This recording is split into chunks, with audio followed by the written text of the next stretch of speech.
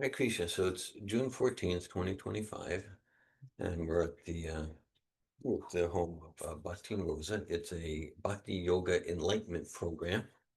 And the next part of our program, we're going to study and discuss some philosophy. We're going to study and discuss some philosophy. Hare Krishna, Vishaka, and Hare Bol, and Valerie, and Rukmini, and Dadam, and Rigo. Yes, good to be with everyone. Thank you. So discuss some philosophy, and we'll base the discussion on reading some text from Bhagavad Gita as it is. Some of you know aspects of my biography, and so you've heard me share that in the summer of 1983, it's a while ago, in the summer of 1983, I backpacked around Europe. I got my Bachelor's of Science degree from Penn State University, and I backpacked around Europe. And at one point of the 4 months of backpacking, during those 4 months, I traveled on a Ural pass all around what was then known as Western Europe, literally from the southern tip of Greece to the North Pole, literally. And at one point in those travels, I stopped at an ashram outside of Florence, Italy, called Villa Vrindavan. I stopped at an ashram, and I read Bhagavad Gita as it is, cover to cover. It completely ruined my life. Happens like Yeah, it's like that. It's like that. There should be caution. This stuff's addictive. It's over, finished. Ruined my life. Now I want to share it with you. that. So Just just to give some context. Just to give some context what we're doing here. Like, join me in this hole. Yes. Okay. Misery loves Yeah. company. Exactly. I feel understood. Okay. So actually, because no, I had plans for my life, and then like at that time, like I wasn't looking for God. I mean, I could list many things I was looking for. God was not on the list. I wasn't looking for spirituality. But then like I needed to admit that like this makes sense. This makes a lot more sense than anything else I've been exposed to. Not that I've been exposed to everything, who has, but I studied philosophies, visited different yoga groups and religious groups and philosophy clubs and, like that. And I said, well, this makes sense, like it satisfied my intellect.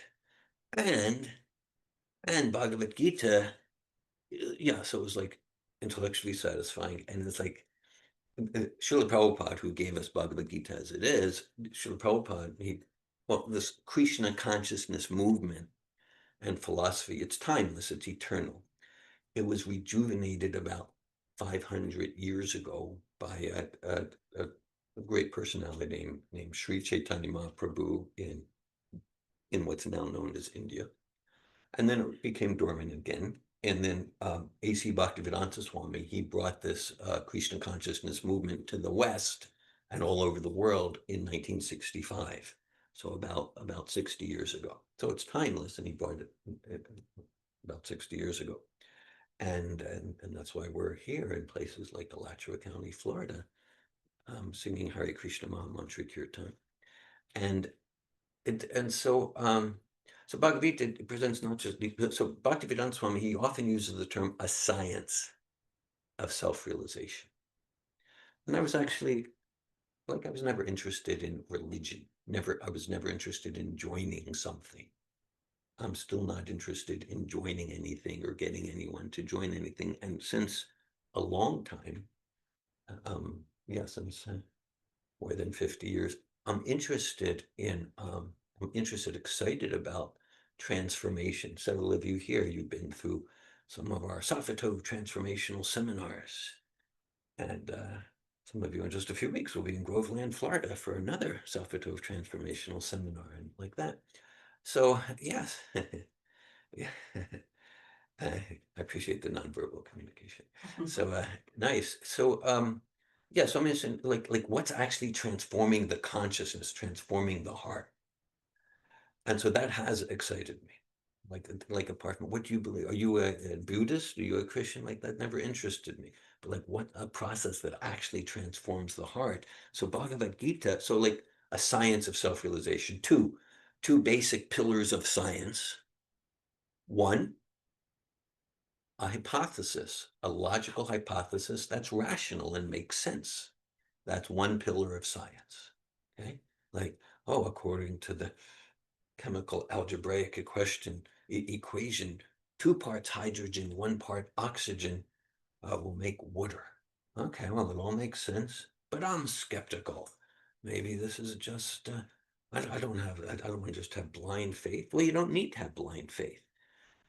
So that's the next pillar of science. You can go into the laboratory and do an experiment, mix the hydrogen and oxygen, see if you get the same results as so many thousands of chemists over the centuries. And so this gave like a logical hypothesis says, and if you want to directly experience, Krishna says in Bhagavad Gita, Prachakshavākamam dharmyam shushukam kartumavyam. He says, this isn't just I believe, it's like, this is directly, it's a transformational experience. Then here's a process you can do. Here's a process you can do to directly experience the truth that so many spiritual scientists over the millennia have experienced. So at that time, I liked to I wasn't like, and I wasn't searching for God or anything like that, but I liked to consider myself an honest person.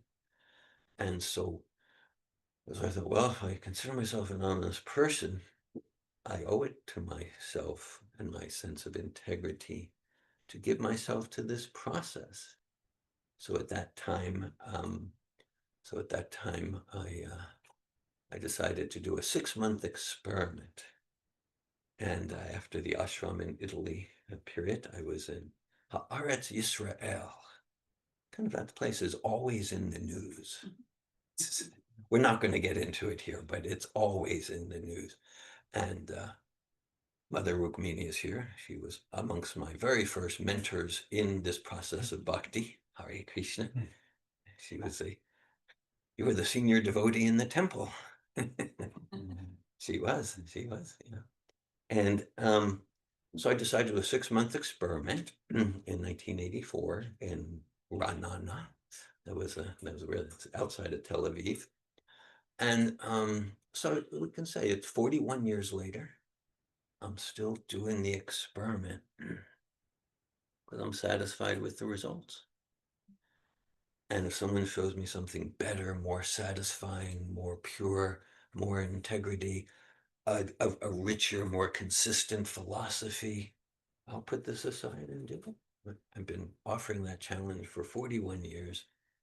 No one's met the challenge, so I'm still studying Bhagavad Gita and sharing it with people and chanting Hare Krishna. And so I said in 1980, it ruined my life.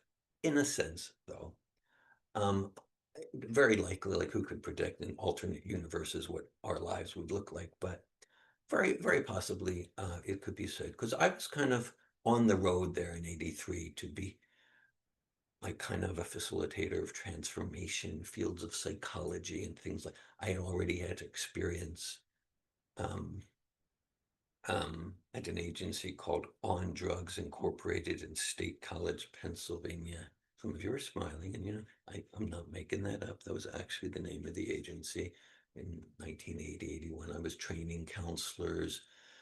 There was quite a big personal growth seminar organization company that wanted me to be a facilitator. So I was kind of on that path. And now, so probably I'm doing what I would have done with this spiritual philosophical foundation that would not have been there. So we'll study a verse from Bhagavad Gita. The theme of today's discussion was chosen by Rosa, our host. And then she said the theme, and I gave her a few possible texts to focus on, and she chose this one. So we'll start with some invocation responsively. This is actually the follow-up book to Bhagavad Gita is called Srimad Bhagavatam, and that's 18,000 verses. And the first line of the first verse is, Om Namo Bhagavate Vasudevaya.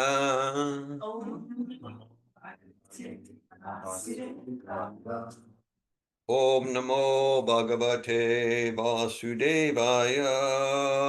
Om Namo Bhagavate Vasudevaya. Om Namo Bhagavate Vasudevaya.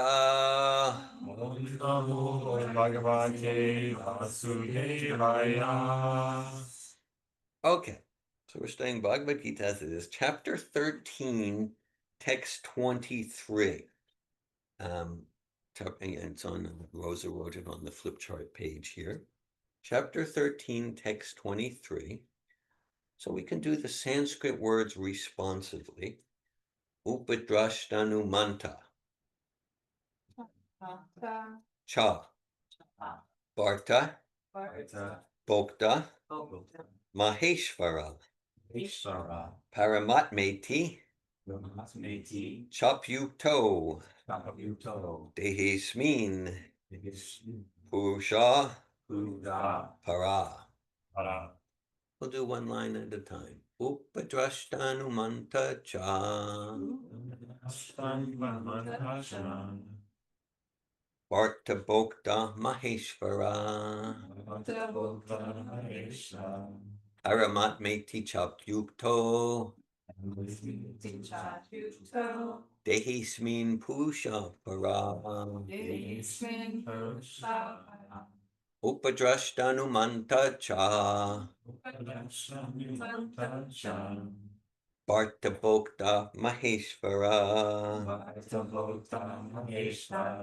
Paramatmeti Chapyukto. Dehesmin Purusha Para. Upadrashtanumanta cha. Bharta Bhokta Maheshvara. Paramatmeti Chapyukto. Dehesmin Purusha Para.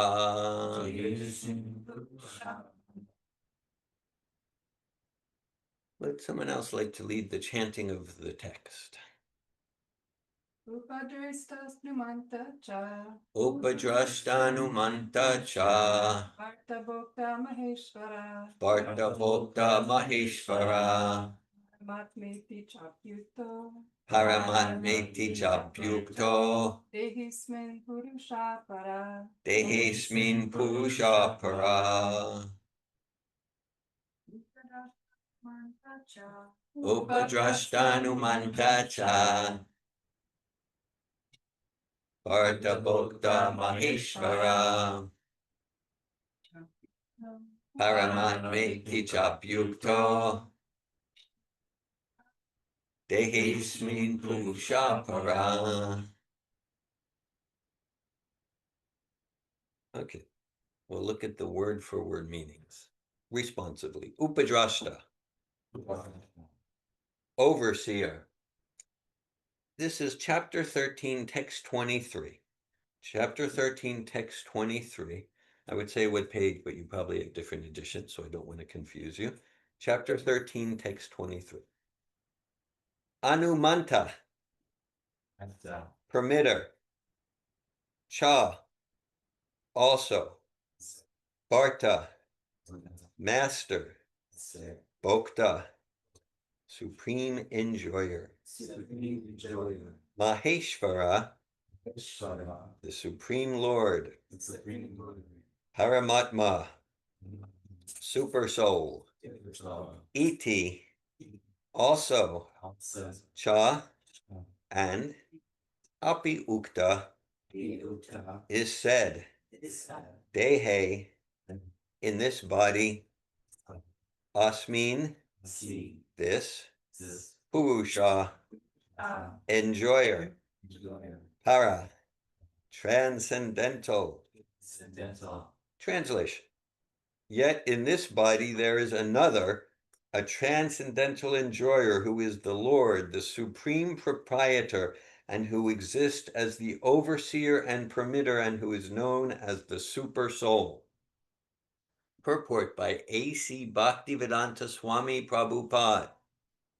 It is stated here that the super soul, who is always with the individual soul, is the representation of the Supreme Lord. He is not an ordinary living entity.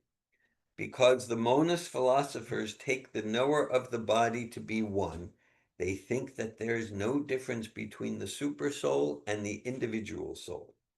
To clarify this, the Lord says that he is the representation of Paramatma in every body. He is different from the individual soul. He is para, transcendental.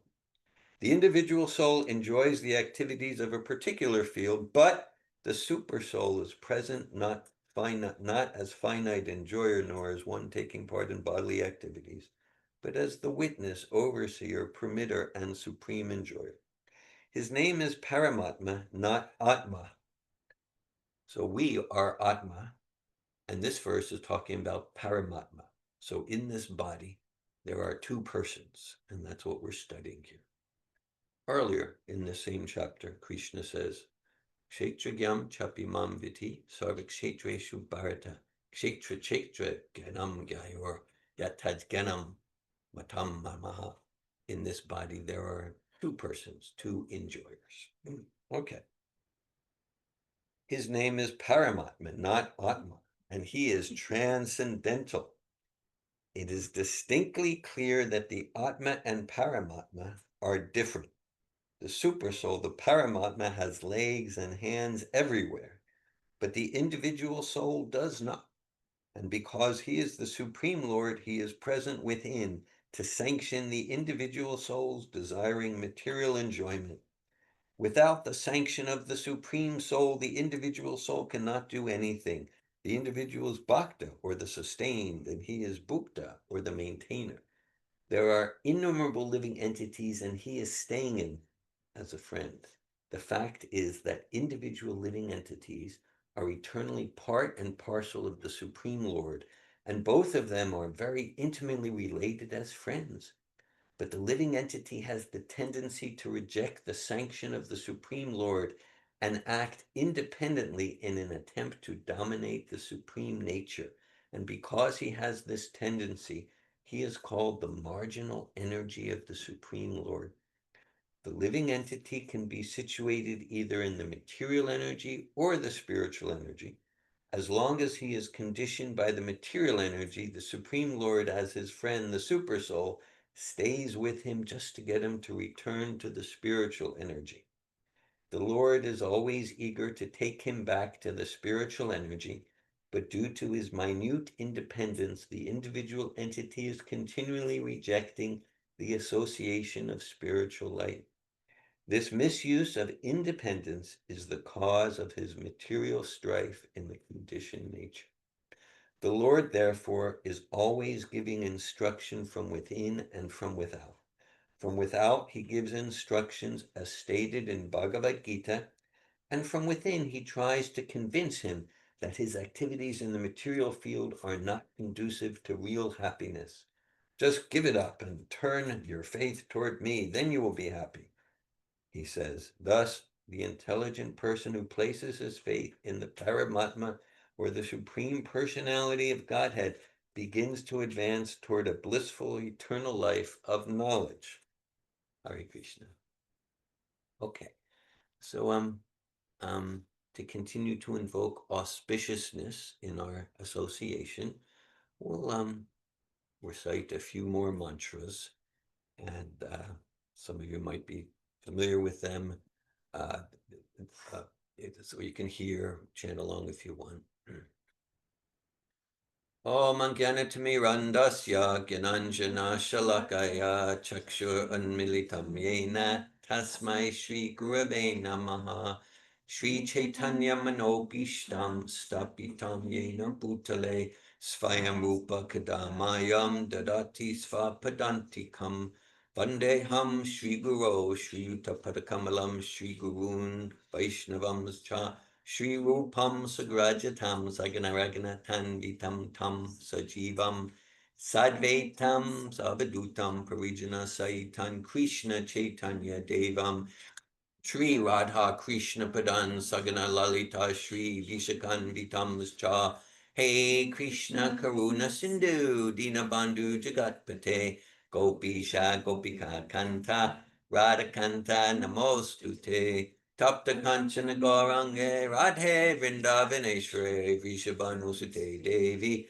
Pranamami Hari Priye Vanchakalpatayubhyascha Kripa Sindhubhya Eva Cha Patitanan Pavanebhyo Vaishnavebhyo Namo Namaha Jai Shri Krishna Chaitanya Prabhu Nityananda Shri Advaita Gadadhar Shri Vasari Gaura Bhakta Vrinda Hare Krishna Krishna Krishna Hare Hare Hare Rama Rama Rama Hare Hare Nama Om Vishnu Padaya Krishna Prestaya Bhutale Srimate Bhakti Vedanta Swami Niti Namine Namaste Sarasvati Deve Gauravani Pacharine Nirvishesha Shunyavadi Paschatya Desha Tarine.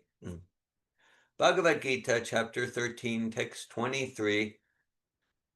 Upadrashtanumanta cha bhakta bhokta maheshra paramatmeti cha pyukteu dehismin purusha para. Yet in this body there is another, a transcendental enjoyer, who is the Lord, the supreme proprietor, who exists as the overseer and permitter, and who is known as the super soul.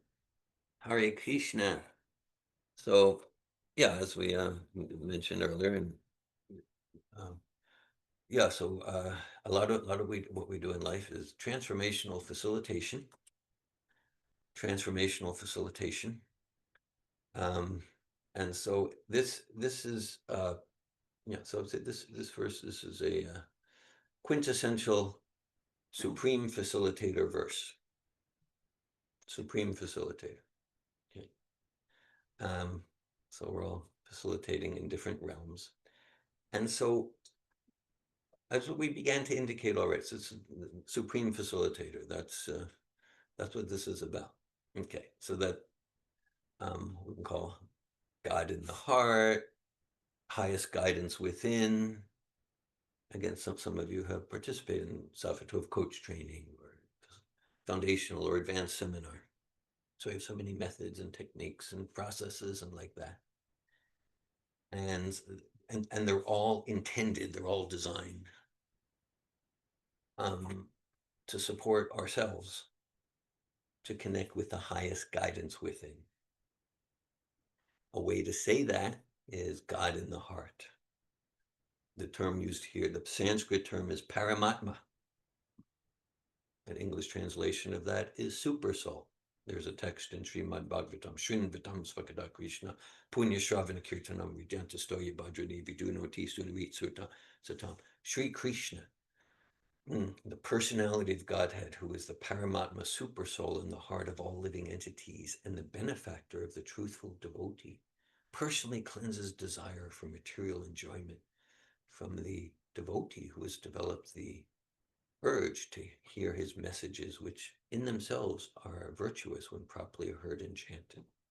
So, okay, so God in the heart. So actually, there's a complete expansion of the Supreme Personality sitting right next to us in the region of the heart. It's described here. It's described in many places in Bhagavad Gita. Sarvasya chaham idisa nevisto. And actually, andantarasta paramanu chantarastam. Within each atom, there's a full expansion of the absolute person. Within each atom. Just imagine if we had full realization of God in the heart and God in every atom, how life would be a thrill at every moment. There'd be no grungies, no boredom, okay, no alienation, just pure excitement, okay? So, all right, so that's where we're, and when I say a thrill at every moment, I'm referencing Sanjaya, the narrator of Bhagavad Gita. He's narrating this epic conversation between Arjuna and Krishna, and towards the end, towards the closure, he says, just narrating, just witnessing this conversation, I'm experiencing a thrill at every moment. So that's spiritual life. It's not just, I believe this, I believe that. It's alive, it's experienced.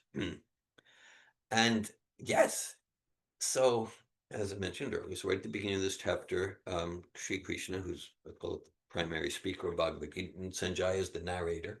Arjuna is the main questioner who drives things, which is he drives the whole conversation with his doubts and questions. And Krishna is the primary speaker, and Krishna describes there's two entities within the material body. So we have a few distinctions there, and Prabhupada makes it clear in the purport. So there's a distinction between the Atma and the Paramatma. So one distinction is between the Atma, that's us, and the soul. Some of you have heard me do some quick thought exercise, whether in my book or in a seminar. Some of you have heard me do some quick thought exercise. Like we'll ask, okay, imagine you can participate. You can participate too. Fine, fine. So imagine you're looking at a photo of yourself when you were 5 years old, right? Okay. So you look at a photo of yourself when you were 5. And so it's just like it's experiential. That's something I've been attracted to from the beginning. It's not just like believe this, believe that. Okay. So when we look at that photo from when we were 5, do we say, who is this person? Who is this stranger? No. I say, that's David. That's David when I was 5. You say, that's Rigo. You weren't calling yourself Dad at 5. Right. Could have been. Yeah. Right. Yeah. Right. Something like Dhira Govinda Das is a spiritual name. I assumed at a certain point in this evolution. Yeah, I'm playing. Right. You're absolutely right. Okay. So we go, oh, that's me. Okay. And so now we know, get basic science, basic chemistry. There's not one atom, not one molecule in the body now that was there in the body at 5. We can say the body grew, but that's not true. It's an illusion. Yeah, the molecules got bigger and bigger, and no, they didn't. All the parts are completely changed. Not one atom. Okay. Still, there's some constant identity. You call Zeth or Josie, David.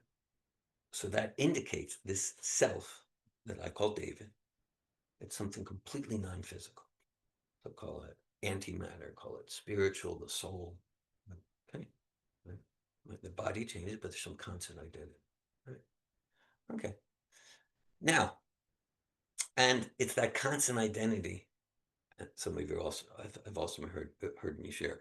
This was about 10 years ago, 2015. I was in Colorado. I was in a place called Golden, Colorado, and it was a veterans hospital, and they asked me to give like a keynote speech at a conference. And so I started the speech. So the audience is like medical personnel, mostly doctors, nurses, maybe some social workers, psychiatrists. So I start the talk. I say, imagine someone comes to you and says, I hurt my finger. Now, in that simple phrase, my finger, there are two entities. There's the finger and there's the owner of the finger, my finger. So I asked the doctors and nurses, who are you treating? Are you treating the finger or the owner of the finger? They looked a little stunned. The director of the hospital system was there. He said, David, who are we treating? The finger or the owner finger? He said, David, that's a simple question. He said, but we never really thought about it. Yeah, I never really thought about it. I said, yeah, it's really important. Because the finger, it's made out of the same stuff as this table or the window. It's dead matter. There's no healing potency in the finger. The healing potency is in that irreducible quantum consciousness that animates the body. That is the owner of the finger. Okay. So matter moves because there's a conscious entity there. A car moves, just like whatever I mentioned, the pillow or the table. The pillow is not thinking, I wish I was over there. No, but it's not a conscious being ridiculous on purpose to make a philosophical point because it's dead matter. Okay, but if a living entity like, oh, I want to get that pillow for my back, so we're the conscious entity. We're not dead matter. So now let's take a look at it. Let's take a look at it. Now there's things happening in this body. So this body is moving because me, the Atma, I wanna pick up the book, or I want to move my hand this way, or I want to take off my glasses. So that's why it moves, because a living entity is moving things.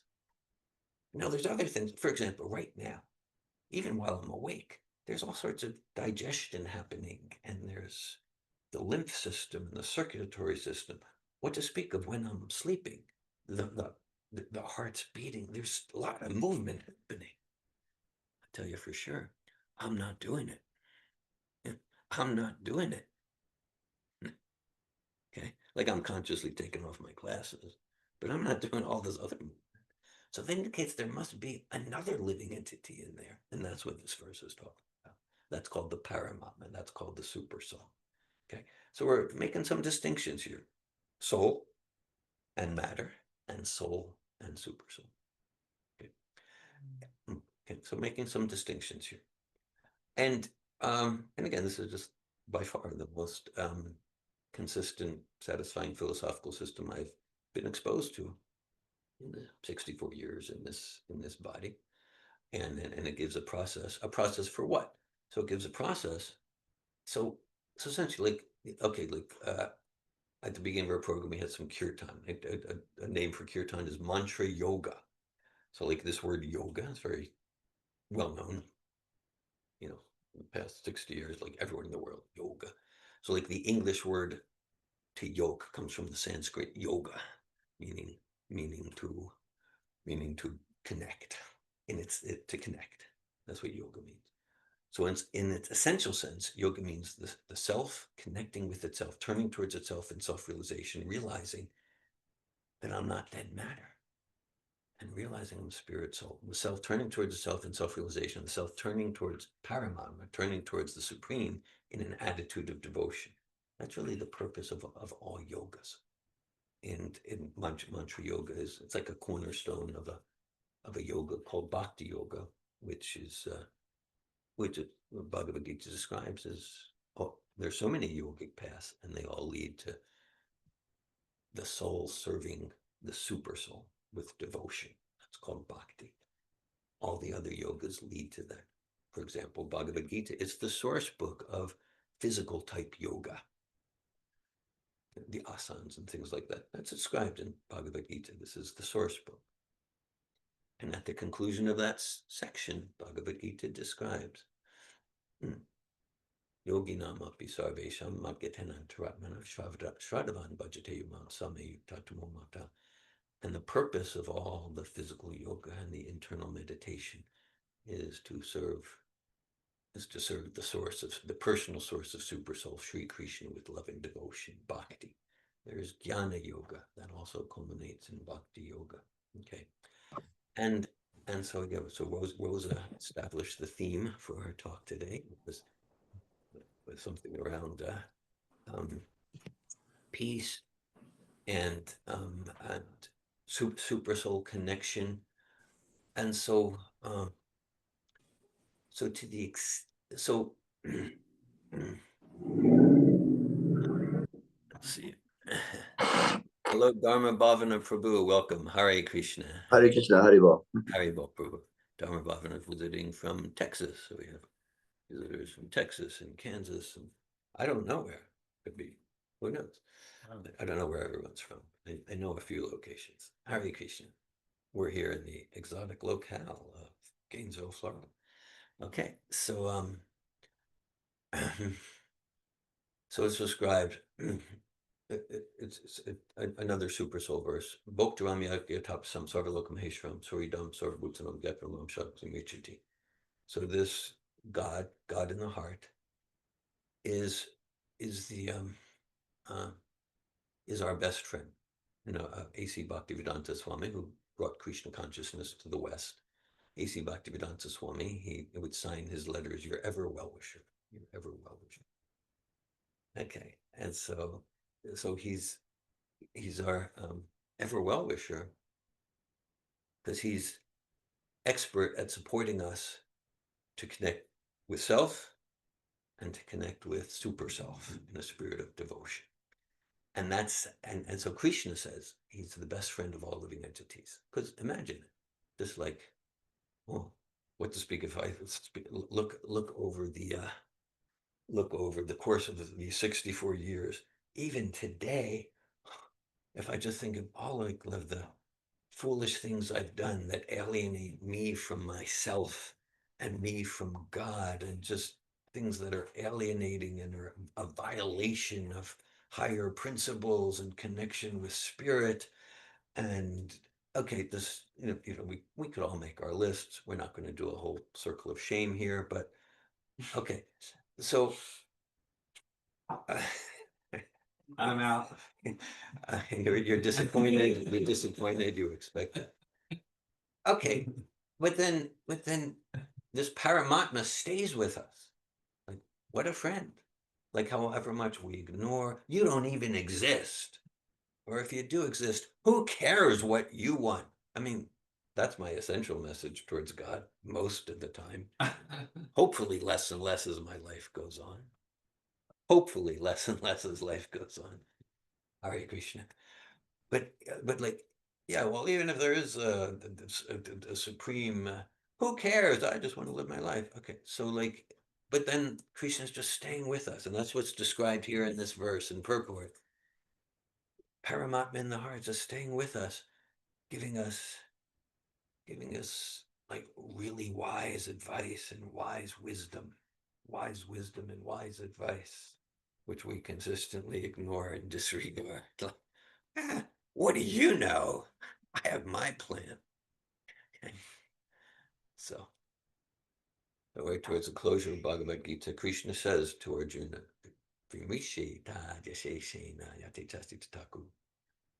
Krishna says to Arjuna, he says, okay, so now you've heard this sublime philosophical epic treatise. Now do as you wish to do. No force, no coercion.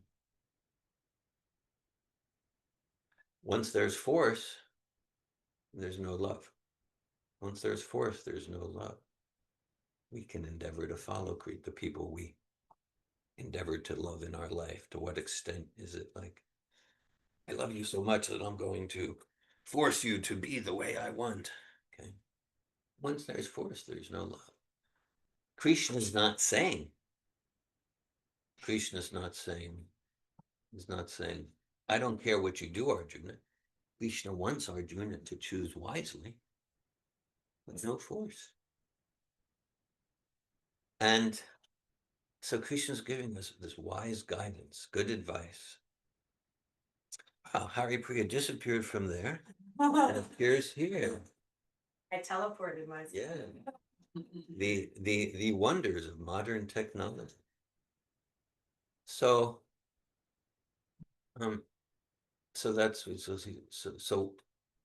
that's how we can really love each other, to support each other, to connect with the best friend in our heart, to connect with the highest guidance. That's real love. That's real friendship. And that's what's being presented here. There's a quote by Saint Francis. No, this one I heard attributed to Saint Augustine. Saint Augustine said, we're not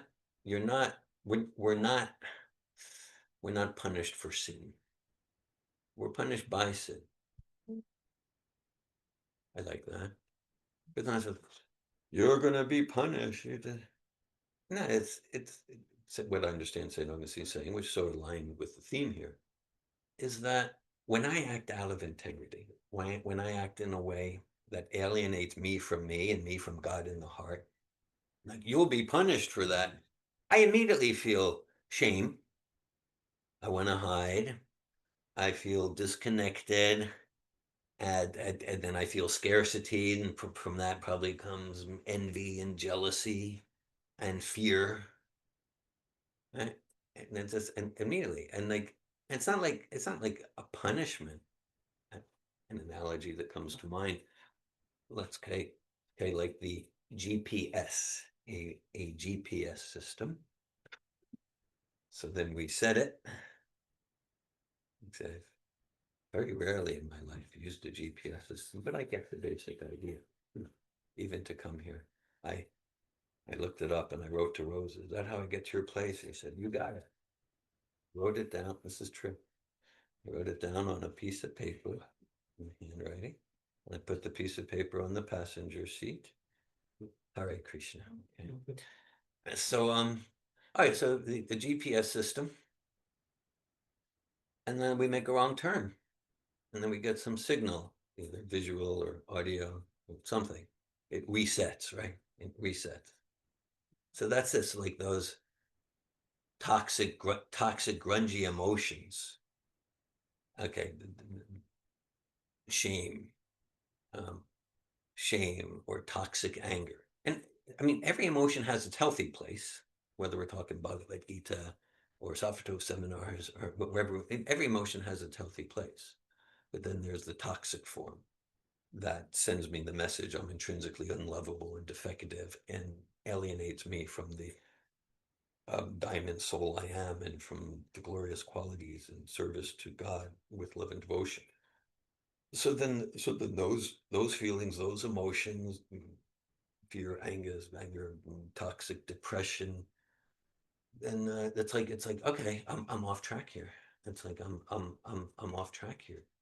It's not like a punishment. It's just like because this the best friend within our heart, the Paramatma, the supreme facilitator. Supreme facilitator means supreme facilitator always giving us wise advice and facilitating our desires.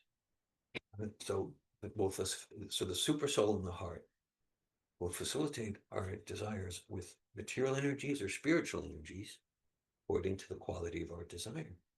So overseer and permitter. So whatever we do, whatever we desire, it's facilitated. It's permitted. It doesn't mean that God is getting happiness from it. Okay. Okay.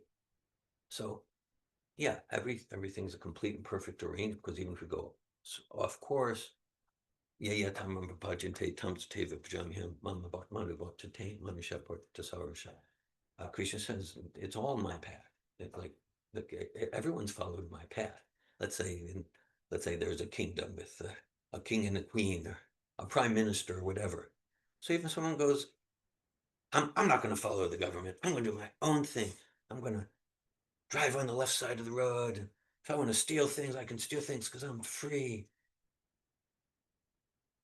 Well, okay, then you'll still be under the control of government under a particular department called prison. And it's still the control of government. And ideally, prison is not like to cause suffering and punishment, but the idea is that for rehabilitation for myself. Yeah, let me become a law-abiding citizen, and then I can contribute to society. Then I'll be happy and fulfilled rather than murdering and stealing and like that. And so this is it's described that Krishna Bhakti Nishkama Bhate Vishanta Bhukti Mukti Siddhikame Sakali Ashanta. That as long as we have any desire other than, in a sense, it's not really a desire, other than the natural expression of the soul for self-realization and love of God, any desire other than that, we're going to be disturbed and distressed, will be not peaceful. It's described in the Bhagavatam, Bhayam Dvitiya Vinideshata Syat. It's described that to whatever degree we misidentify the eternal spirit soul with the temporary body, we will be in anxiety. But what if I do positive thinking? It won't matter. And I'm all for psychological processes, cognitive processes. I mean, I swim in that stuff. And to the extent that we retain the misidentification of the eternal spirit soul with the temporary material body, we're going to be in anxiety, toxic anxiety. So this isn't just some abstract philosophy. This is, Prabhupada calls it the peace formula. Gatamam Shanti Michate. So we get, oh, this Paramatma, this is our best friend. This is our, let me take this wise guidance. Then we're peaceful. Then we're peaceful. Krishna Bhakti Nishkama Ata Eva Shanta. This is the actual, and it's a dynamic peace. It's a dynamic peace. And then in that peaceful state of dynamic self-realization, which we get to choose that from wherever we're at, as fallen as we might feel, as whatever we're feeling terrible about, we're feeling, look, this decade there's been no transformation. I'm really alienated. What? Because ahetukya pratyataya yatma supersedati, because spirit is superior to matter. Each moment we can choose super soul connection, and then we're peaceful and we're connected with the, it's not like a contrived happiness because I got that job or I finally defeated my enemy. It's the natural happiness of the soul emerging because we're living our dharma in the highest sense, the self turning towards itself in self-awareness, and the self with a devotional turning of consciousness to the super self. And so it's choice. It's a choice. And that there's a saying, which we use a lot in the South. I first heard this from Harv Eker. I don't know if he originated it. Harv Eker, he was a author of Secrets of the Millionaire Mind, Peak Potentials. I conducted different seminars at some of his seminars in California back 15, 18 years ago. Like about 1,500 participants, pretty big number. Harv Eker said, if you're only willing to do what's hard, life will be, if you're only willing to do what's easy, life will be hard. If you're ready to do what's hard, life will be easy. So to the extent that we're conditioned, meaning like conditioned, like I'm David Wolf, 64 years old from Philadelphia, Pennsylvania. That's conditioning. And whereas absolute truth, it's unconditional. It means it's that which is true in all time and space. True, good, and beautiful in all time and space. So was I David Wolf 100 years ago? Yeah. Be David Wolf a million years from now. So that's conditioned. It's conditioned based on the body. Okay, but absolute truth, oh, I'm not this body. I'm using the body. The body is important. Like a car is important. We take care of it. It takes us to it. But no, I'm not the body. I'm spirit, soul. I'm servant of the Paramatma. That's absolute truth. That's absolute truth. So to transform our consciousness from conditioned consciousness to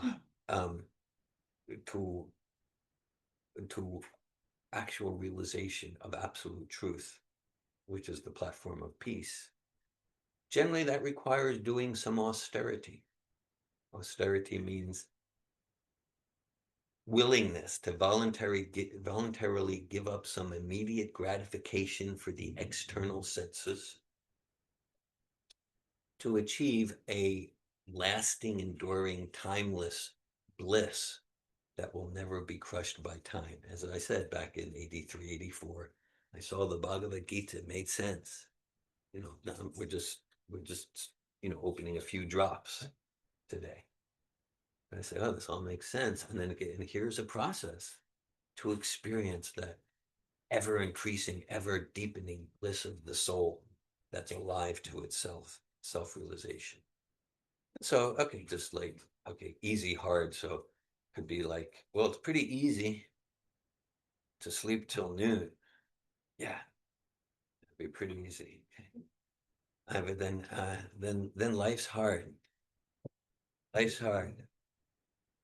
And oh my God, I have so many things to do today. Oh, let me just watch a TV show or something. I'm just so far back. Then we're dragging. And it's kind of hard. Like for the mind to like get up at 3 or 4 a.m. in those pre-dawn hours where there's sattvic, free transcendental nectar in the air. But then like in any serious spiritual tradition, it's recommended. Not recommended, it's like, you're serious? You rise early. Well, not just like do this. Like, because there's just like that, those hours of the day are particularly conducive and alive for spiritual life. So to rise early for meditation, for prayer, for spiritual reading, for kirtan, that's kind of hard. But then by 9 a.m. I've engaged for 4 or 5 hours in spiritual practice. Then the day's easy. Then I'm clear on living purposefully and how to integrate spiritual realization into my relationships and my correspondence and like that. And we can apply that to any so yeah, so just like in closing here in a few moments, I'll be glad to hear any comments, realizations, inspirations, questions anyone would like to share or ask. Yeah, and earlier in chapter 2 of Bhagavad Gita, there's the metaphor of the rules of the road, the regulative principles of freedom. And so I like that analogy. Just like there's a quote by author Paul Salo. He said that actual freedom is the capacity to commit to my highest good. So, because sometimes in the name of, I want to be free and spiritual, so I'm not going to commit to anything because then I'll be tied down. But then am I being controlled by fear of commitment and not moving anywhere? So rules of the road, I could say, look, I'm an independent person because I'm free. I'm my own man. So today, if I feel like driving on the left side of the road, I'm going to drive on the left side. Just who I am. It's just who I am. And like red light, it might mean, for me, it might mean like, press that accelerator, go very fast because I'm free. Now, we understand that so-called freedom is going to constrain my freedom in a prison or a hospital with debt. No, actually, no, I'm choosing to follow the rules of the road. I'm glad that others do. That frees me to achieve my goal, to get back home to Alachua tonight. Some of you have been in Software seminars. So at the beginning of the seminar, we ask, if you want to participate in the seminar, we ask, I won't agree to these ground rules. So similar with this process of Bhakti Yoga. Whatever we do,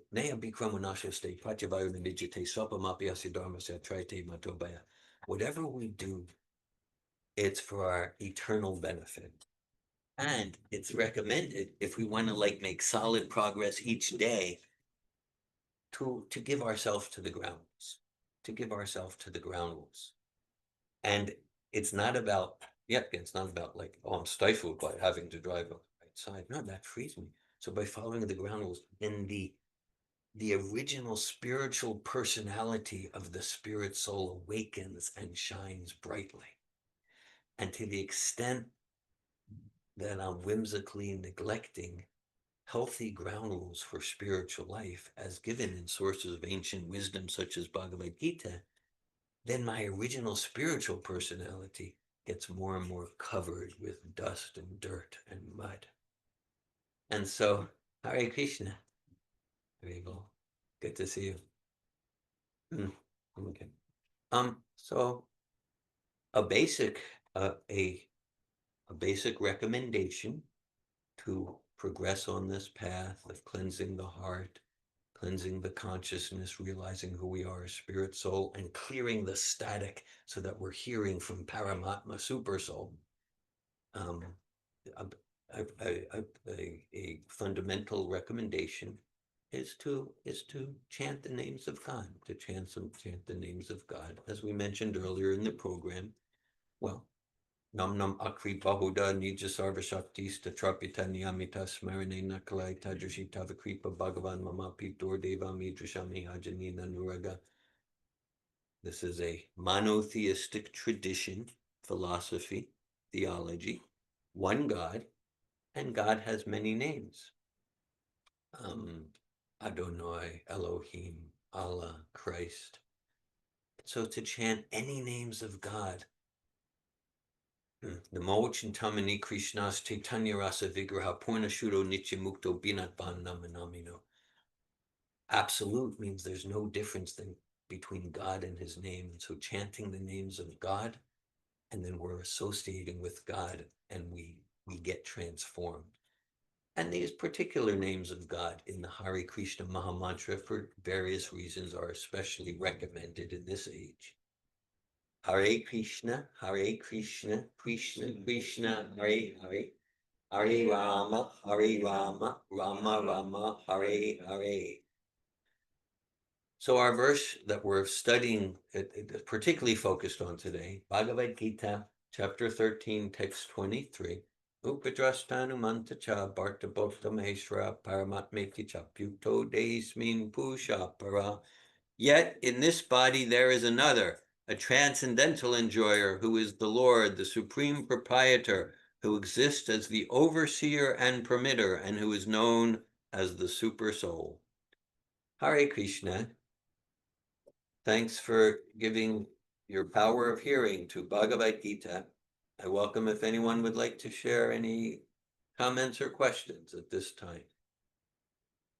Josie. Thank you.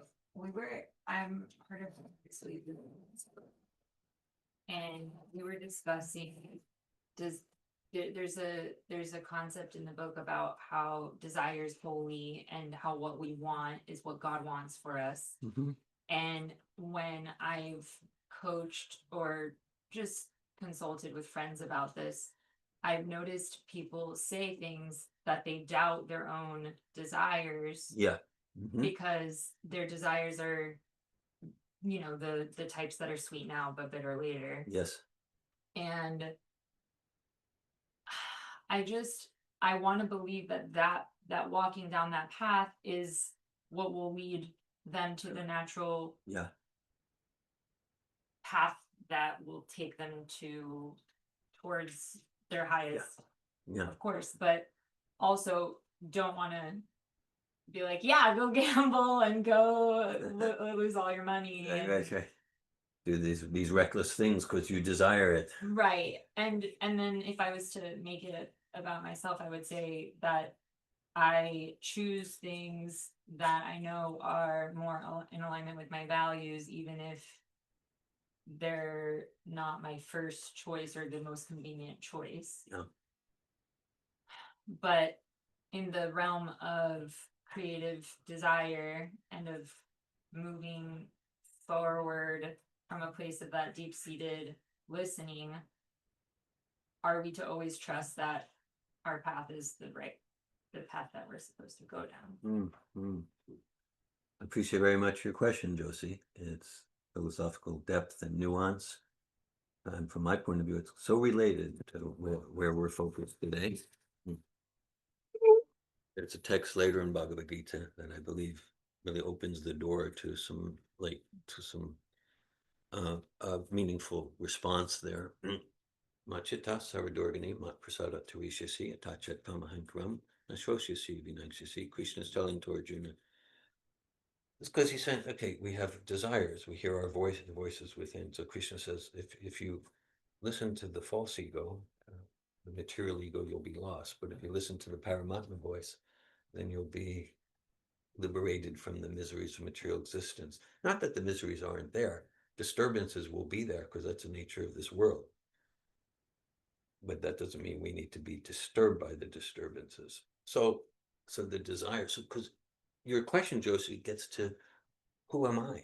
Okay, so if we look at, let's say, like, I have a desire that, like, let's say I'm sitting at my desk in my computer, and an email comes that causes me some anxiety and stress, like that. So immediately, I have a desire to run to the refrigerator. It's never failed me. Why are you laughing? Yeah, you've been there. Okay. And so I have a desire at least every 30 minutes to run to the refrigerator and eat it. I guess would be, and whatever is there, whatever would be the junkiest comfort food, that's what I desire. And do not limit me, because you're supposed to support me in my spiritual growth, which means fulfill my desire. Okay. So then the question is, the profound question is, am I my tongue? Profound question. I don't have much realization about it, but at least intellectually. Am I my belly? Am I my genitals? Am I some ideology I picked up at 14 years old? Okay. So that relates, like, where's the desire coming from? Is it the super soul? Or is it the conditioned senses? Okay. And so okay, for example, like there's another analogy. So there's the hardware. So we're not the hardware of the computer. There's a software. We're not the software. The hardware represents like hands and legs and the eyes. Then there's the software. This is all Bhagavad Gita distinction. To be able to make distinction, that's power. Knowledge is power. Knowledge, intelligence means the capacity to make nuanced distinctions. The more nuanced distinctions we can make, the more powerful we are. So that's a distinct. So Umira Ponalova Yukamana Buddha Eviktra Ahankara Tiame Bina Prakriti Astida. So it says we're not the hardware. And we're not the software. That's like the material mind, material intelligence.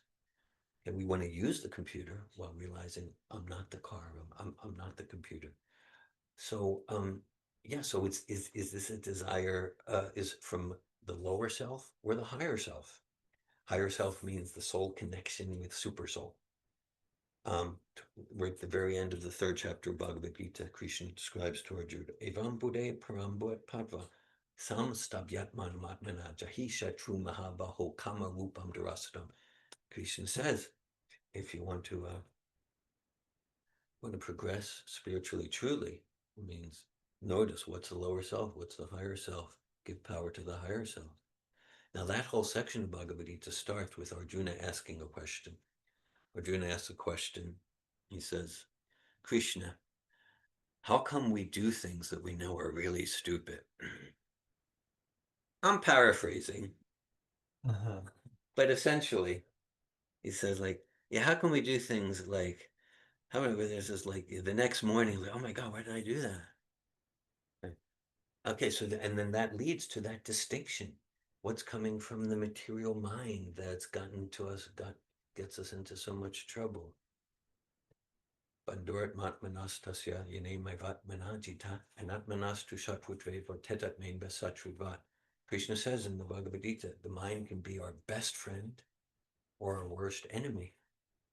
In material conditioned life, to the extent that I'm not self-realized, I'm living in closest proximity with my worst enemy, my mind. Now that can be kind of disheartening. It's not meant to be disheartening, because there's a process here to transform our very mind into our best friend. And until our mind is transforming, then desires are coming, do this or do that, and just like then it's generally helpful for progress and self-realization to notice the desire, notice the emotion, thinking, feeling, and to not give power to it. So to what extent is this desire coming from the senses, the material mind, the material conditioning? To what extent is it coming from higher intelligence? Without those distinctions, then the whole conversation gets muddled. Does that begin to answer your question? Thank you, Joseph. Thank you. Hare Krishna. Any other questions or comments at this time?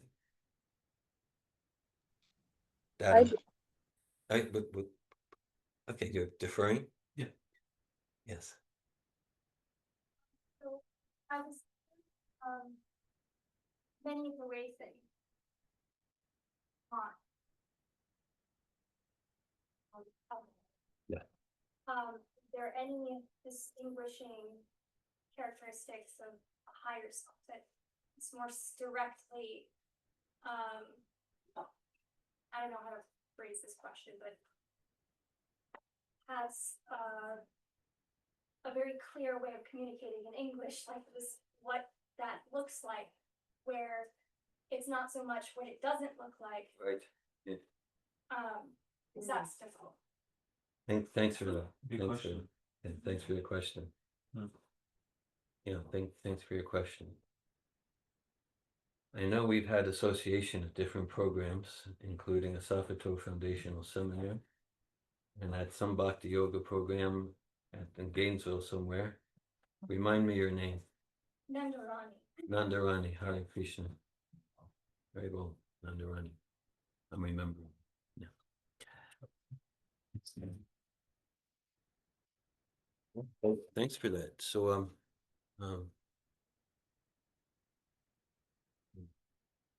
so the higher self, that's the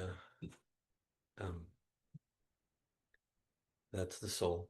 That's that atomic unit of sentience that inhabits the body. That's the operator of the software and the hardware. And to the extent that we progress in this process of bhakti, then we're able to distinguish. So I can say, like, I don't have much realization. I know that. At the same time, like, compared to 50 years ago, I've been in some ways practicing this process for 45 years. I have more realization of who I am as spirit soul. So that realization is the higher self. So through practicing the process, we're able more and more to make those nuanced distinctions between what's self, what's the body, what's the mind. Higher self, higher intelligence.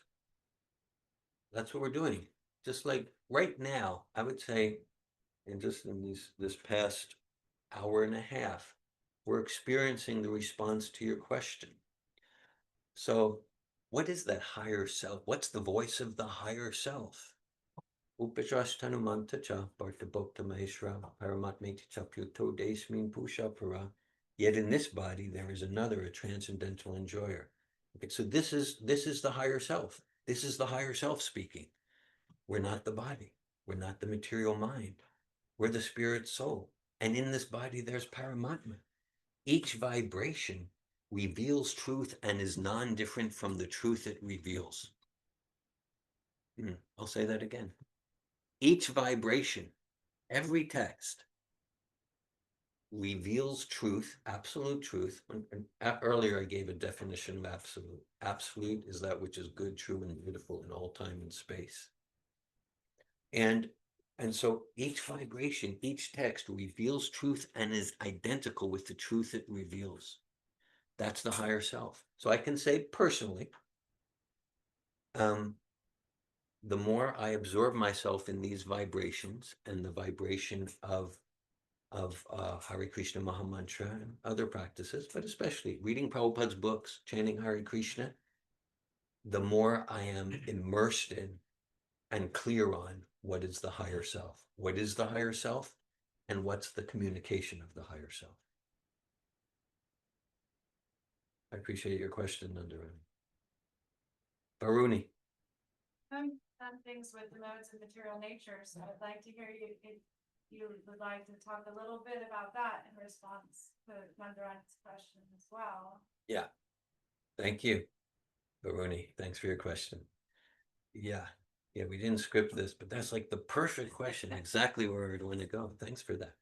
Sure. Back in the 1990s, as part of my doctoral work, well, my PhD dissertation was about studying the effects of chanting Hare Krishna on wellness indicators like stress, depression, life satisfaction. And as part of that, we developed the Vedic Personality Inventory, which is essentially a personality assessment tool like Myers-Briggs or Minnesota Multiphasic. It's a personality assessment tool that's based on Bhagavad Gita, particularly chapters 14, 17, and 18, where the modes of nature are described quite in some nuance, like 20 areas of life are described in regards to the modes of nature. So I won't get into it too much, but basically, and it so much does relate to Nandarani's question. So basically, to the extent that we associate with Rajas and Tamas, the modes of inertia and material passion, to the extent we associate with lower modes, then Yes, then we're covering the higher nature. Then we're covering the higher nature. Then we're more or less like a machine, right? Like in philosophy, there's discussions: is there free will, or is everything deterministic, reductionistic, and mechanistic science like that? So to the extent that we associate with Rajas and Tamas, the lower modes, then the free will is covered, and we're like machines. Then we're like machines. Okay. Yeah. And to the extent that we associate with and cultivate sattvic habits and worldviews, then the free will is manifest. Then our higher nature begins to shine brightly. And an even more pure or higher than sattva is what's called Shuddha sattva, which is a synonym for bhakti. And right, so thanks for that again, Bruni. It's a really important part of the response. So to the extent I cultivate sattvic habits around my relationship with everything, communication, money management, sexuality, sleeping, eating, time, the morning hours, to the extent I cultivate sattvic habits in each area of my life, then I'm palpably, directly perceiving and experiencing the higher self. And to the extent that I neglect that and let myself slide into association with Rajas and Tamas, then the higher self becomes conspicuous by its absence. Can't find it anywhere because I'm in this cloud of layers and layers of illusion. Thanks for prompting me. I talk about it being a matter of neglect. Mm. You don't have to try hard for it. Yeah. Thanks for noticing that term. Yeah, because generally from conditioned life, if I truly want to make progress in sattvic life and transcendental life, it requires commitment.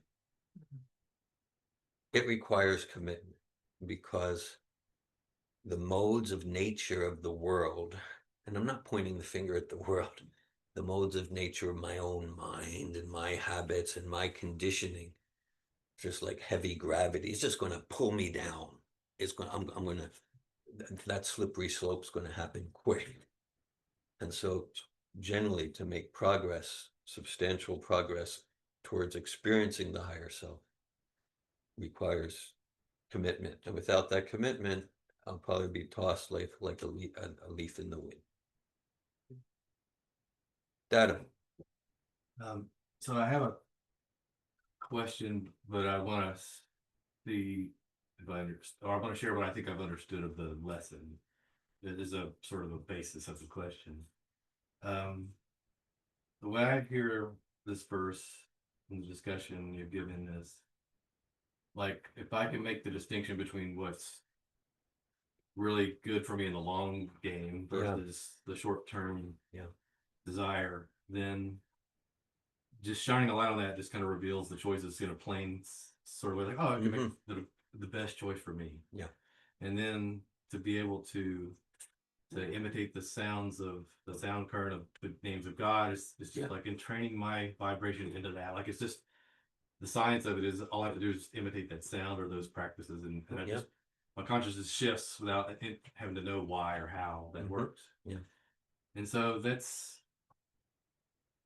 clear and simple enough, and yet my mind wants to go to this other side, which is kind of related maybe to Josie's question, which is like, all right, so if I choose, or I'm compelled, drawn to things that are not positive for me, why? And I have, before I get to my question, I'm going to say what I think it is. Sure.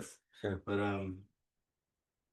as I've been able to determine what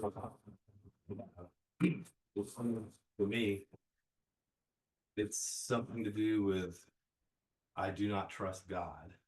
So then I'm going to work out some kind of grungy payoff, whatever you want to call it. It's some way to fill in the gap of like, I don't trust God, so let me do something over here that makes me feel like I'm okay. And of course, it's like self-degrading in most cases. So here's where my question is, like in this verse, actually, one more thing about that side, that what I would call the dark side. It's like, Yeah. what I've found for myself is like, if I really shine a light on that, Yes. like, oh, here's where I don't trust God, it can, in the best moments, I can sort of take the power out of that mistrust. Yeah. Like, it's like, okay, I could keep doing that, or realize, it's just hitting myself in the face with a hammer, Yeah. or whatever I'm doing. And by shining the light, Yeah, bring it to conscious awareness. yeah, Then it doesn't have that power anymore. yeah, Yeah. But so in a way, the way I experienced this lesson is like, well, we're talking about half the coin. Yeah. Because I'm talking about what I gave was like, oh, I see, we could look at what I could be doing for myself versus why do I do the things that hurt me? And I guess my question is like, I feel in myself drawn to look at the dark side more Yeah. than the average person seems to express. And so I'm trying to work it out like, well, am I doing a good amount of that? Do I overdo it? Is it like I'm making things even more complicated for myself? Because if I just went with the verse and the teaching of that, I could forget about all that. Yeah. The understanding of how do I not trust God, and just Yeah. let my consciousness be entrained. So the last thing I was is when you were saying, you get up in the hours, before the sun comes up, Yeah. as I understand the energy's primed for Yeah. all that Yeah. work. Well, I could ruminate on why do I resist that, or I could just get up and do it. Yeah. Yeah. So yeah, I'm just trying to work out like where am I'm drawn to look at the dark side is what Yeah. I'm saying. Yeah. And I'm trying to figure out, am I am I putting myself in a trap by dwelling there? I'm not asking you to analyze me necessarily personally. You may or may not have opinion. If you do, go for it. But yeah, it's kind of a broad question. I don't know if it's very succinct, but that's what comes to my mind. Thanks for sharing that, Adam. Your personal, psychological, and philosophical question. I'm moved. I've gotten by hearing you like that. Thanks for sharing that, Adam. And so, okay, my understanding, personally, philosophically, Bhagavad Gita, ancient wisdom is both, and we can be on that growth edge balance, or we can be out of balance on either direction. And so yeah, if we just like, if we're not looking at what's the mess made of.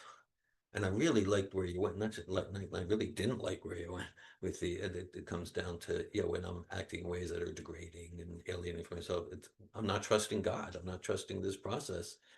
That so much gets at the core for me. And I think generally, thanks for that. And so if I do, okay, well, let me just choose it at each moment. I might be susceptible. I'll probably be susceptible to the proverbial spiritual bypass. Okay. 14th chapter of Bhagavad Gita is called the modes of material nature. It really gets into the three gunas and the modes, and how we're entangled there like that. And before that, Krishna talks about, like, the 12th chapter is called devotional service. It's Bhakti. And the 9th chapter is the most confidential knowledge, and just all these very elevated topics.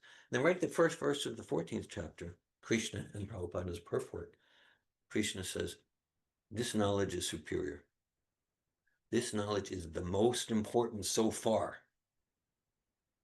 So that could be confusing. Krishna's talking about Bhakti and Paramatma, all these glorious topics, but now he's talking about how we're in the pit, and we're in the mud, and like that. And so this is the superior knowledge. And for decades I'm meditating on that. And so but one way I'm understanding it relates to your question, that we can say, let's say if we're climbing to a ladder, what's the most important rung? What's be the top rung? Well, maybe. The most important rung is, where am I right now? Where am I right now? Because what Krishna says there, he says, get this chapter, Arjuna, and Arjuna is a real historical personality, and he's representing us with his questions. And Krishna says, get this, and this is the foundation for liberation. To understand my attachment to being adored, my attachment to being popular, my attachment to fear that the group won't like me, attachment to distinction, to fame, attachment to controlling people through gross and subtle sexual energies. Go into that to see how we're stuck. Go into that to see how we're stuck. And here's my tamas and my rajas and Krishna. That'll bring us to so just the awareness of all that gunk is itself sattva. Even if what it's made of is shame and jealousy and envy, this isn't sattvic stuff, but the awareness, that's sattva. And that's the doorway to liberation. That's the doorway to transcendence. So, and that's so much of what we do in the Sofitel programs, Carl Jung, till we bring the unconscious, till we make the unconscious conscious, it'll direct our life and we'll call it fate. And so how come I'm hanging on to this guilt? Oh, because then people tell me I'm a good person. It's such a cheap, petty game. I've been doing it for like 40 years. Oh my God, So, but let me bring it to awareness, then I get to choose something else. Yeah, okay, what is this, all this insecurity, or I get the assurance, what is this need to be superior? Oh, because I actually feel less than, so I need to be this arrogant, greater than person. Yeah, so bring it to the conscious surface. So that's important. It's introspective, and that's so vital. And overdone, that can become the analysis paralysis. That can become the analysis paralysis. Like, okay, I haven't understood everything about all these weeds in the heart, or, what's all this resentment and anger about? I haven't released it all. And I'm not going to chant the names of God till I do another 42 years of psychoanalysis. No. From wherever I'm at, Hare Krishna, Hare Krishna. Exactly, Hare Krishna, Krishna Krishna, Hare Hare, Hare Rama, Rama Rama, Hare Hare. So if we prematurely go to, let me just chant these verses and chant the mantras and let me just do that stuff and not pay attention to that. Well, all that stuff I'm not paying attention to, it's going to bite me.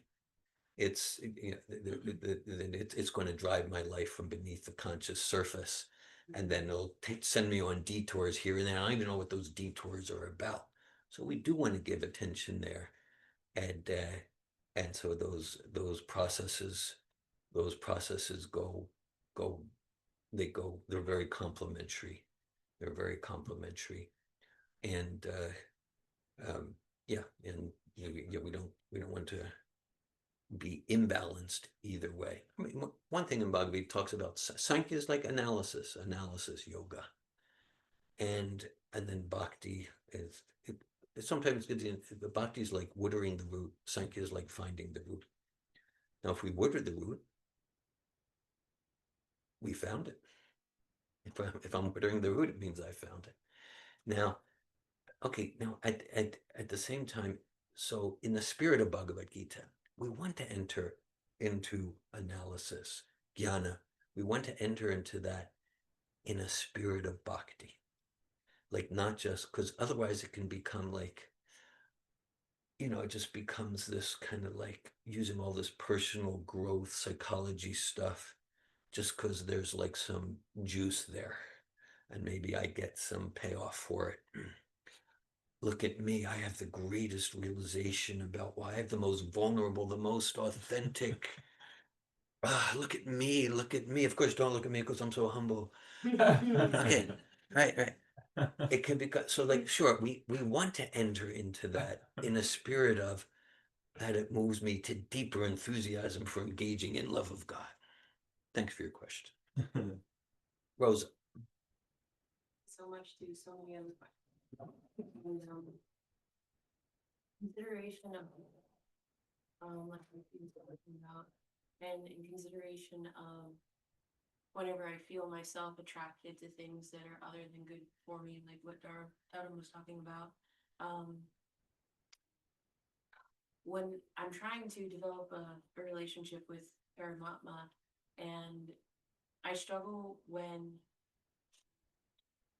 this is coming from The Inner Game of Tennis, a book I recently read, talking about what it calls a self-to and intuition. I struggle believing it. I struggle, like Totem was saying, like, I don't trust God. I don't trust my Yeah. inner guidance. And through my life, I defined my willfulness as keeping me safe. And I would tamp down and shut down my inner voice because I don't have I don't understand why I'm being led or told things. And I'm like, okay, that's ridiculous. You know, it's just a thought or something like that. So my question to you is the relationship to these things with surrender and like giving ourselves to surrender when Yeah.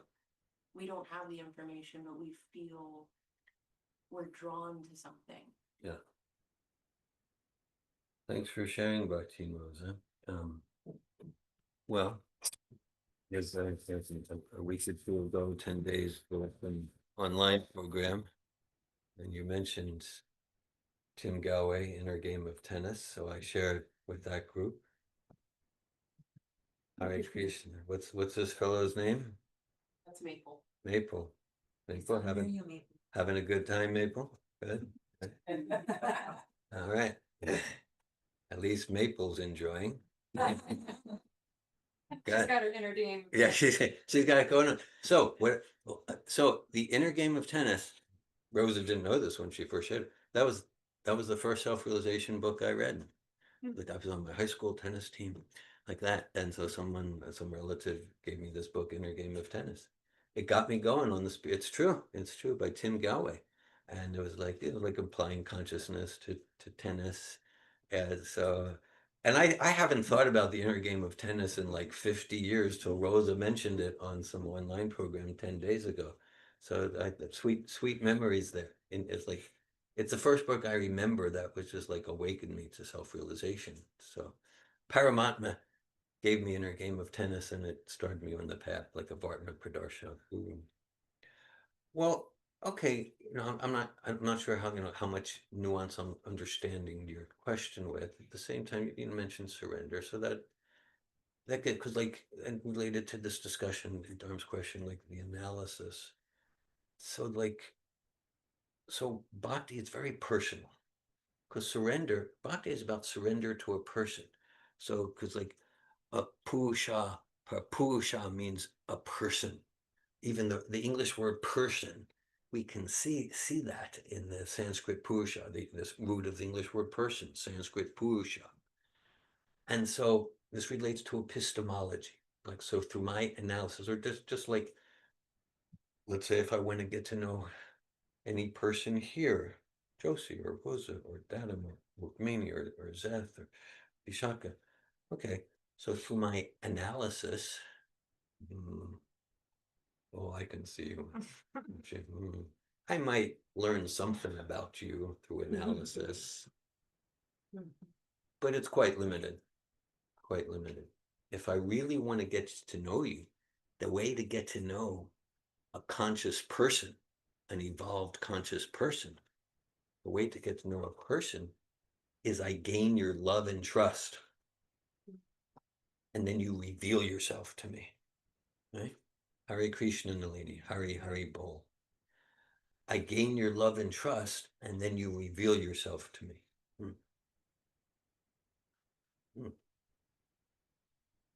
Hare Krishna Parampara Prabhu. And Subal, Hare Krishna Subal.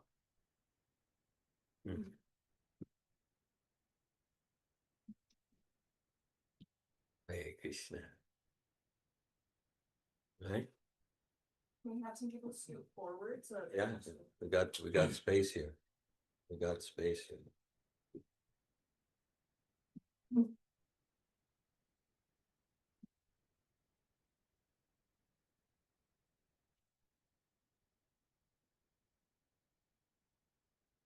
Hare Krishna Rohini, Hare Bol.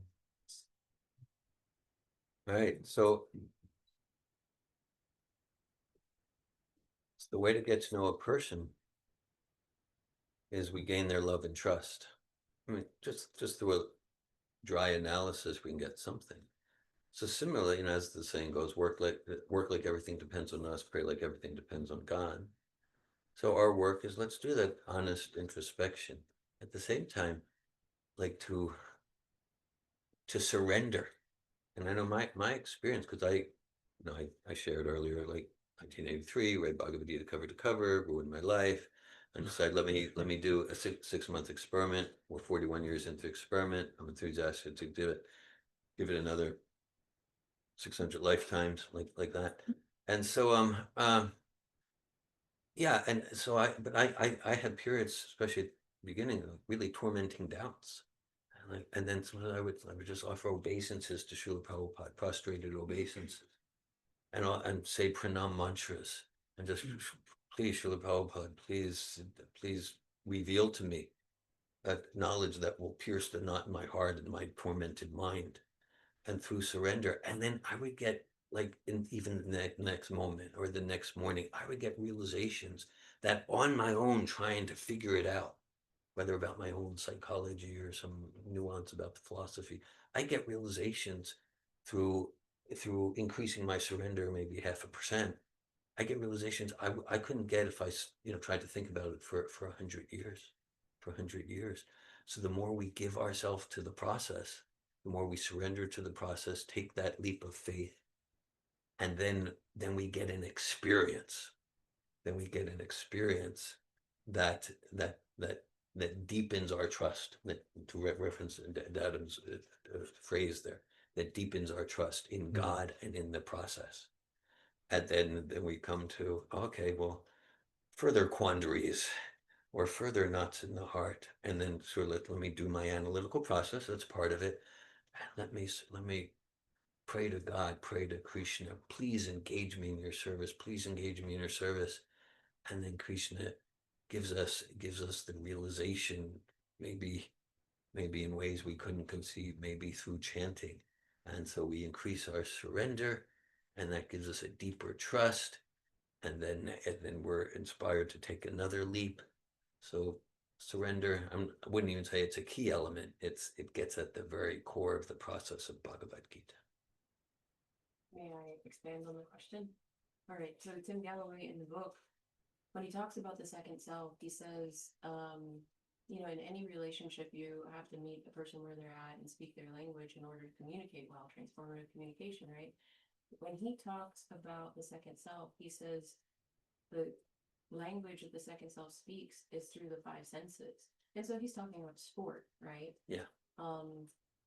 And he describes, instead of willfully like, oh, I need to move my wrist 30 degrees and like have my hand by my knee and all this kind of stuff, to just watch, right? So for example, to watch another athlete whom you admire, and this reminds me of the necessity of a guru, right? To have an example to follow.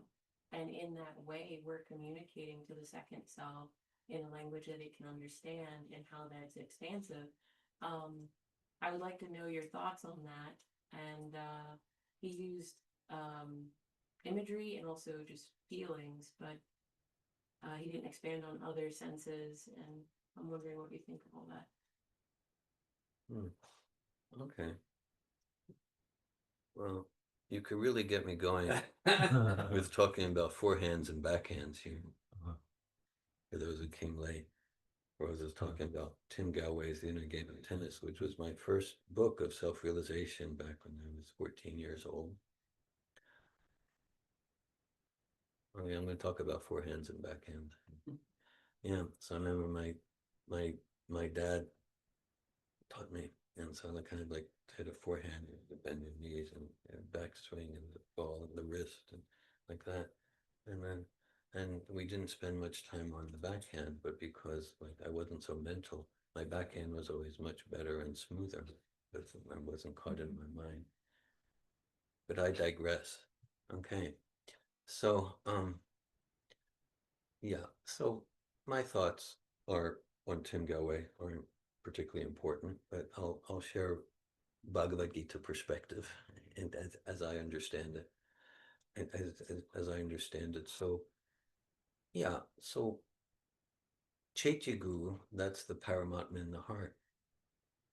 So yeah, and that's why like my, we mentioned Srila Prabhupada, ever well-wisher. So like my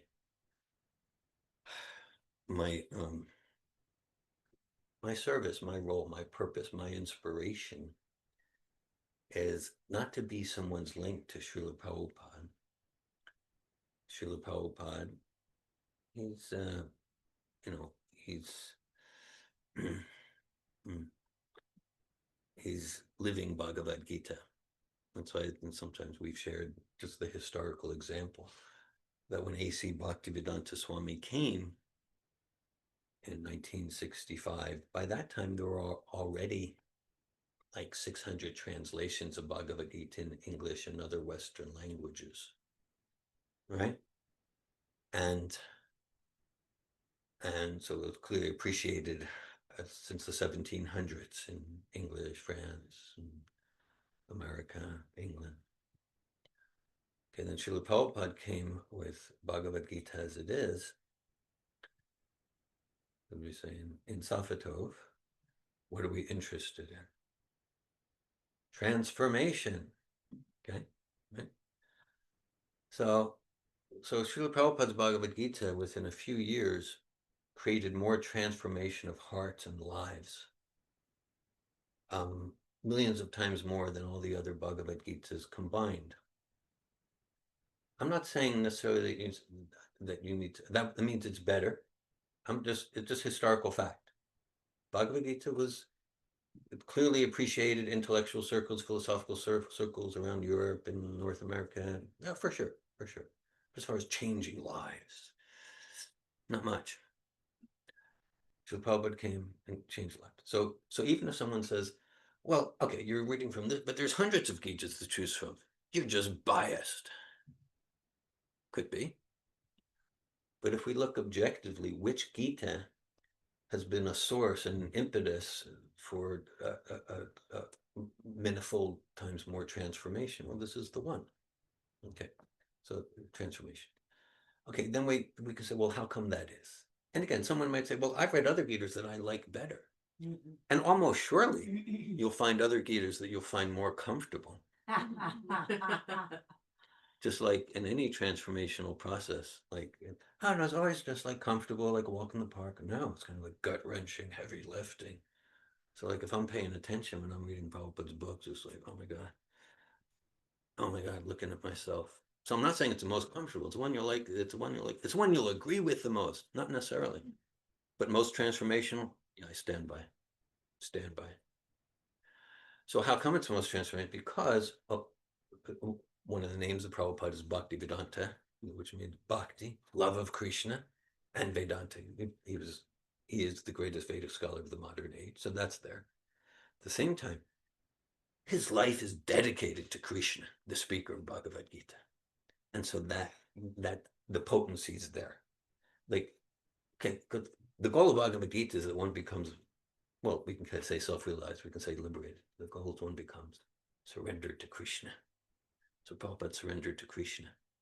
Others who gave Bhagavad Gita, I don't think, and here's an interesting idea, this and that, but it's not like their lives are dedicated to Krishna and bringing others to Krishna. So that's Prabhupada. So that full potent, that like all the wires are connected, the full potency is there.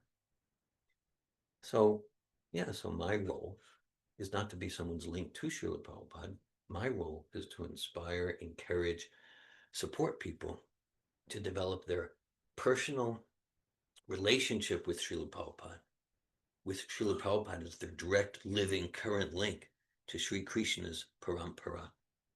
And then my role is to continue, at least for this lifetime, to support them, encourage them by my words, by my example in conversations like this.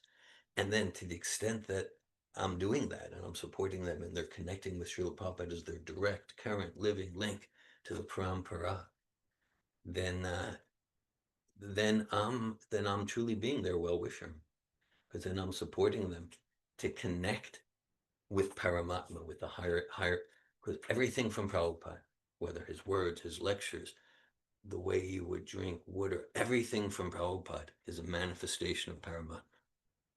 So that's my role. I appreciate where you went with your question. Hare Krishna. Very Krishna. Well, so in the next part of our program, according to the schedule I got from Rosa, next part of our program will again visit experientially mantra yoga. At the beginning of the program, we did that through a form called kirtan, and the next part of the program, for those who choose to, do we want to go there, Rosa? Okay, good. We'll go there through another way to experience mantra is through japa. So whoever would like to participate in chanting and hearing, and so we'll give out japa beads. We'll give out japa beads.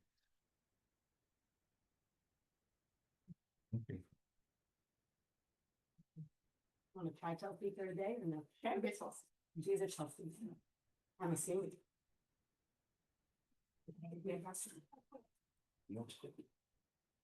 Oh, I see. I've noticed it. Just in case you do that.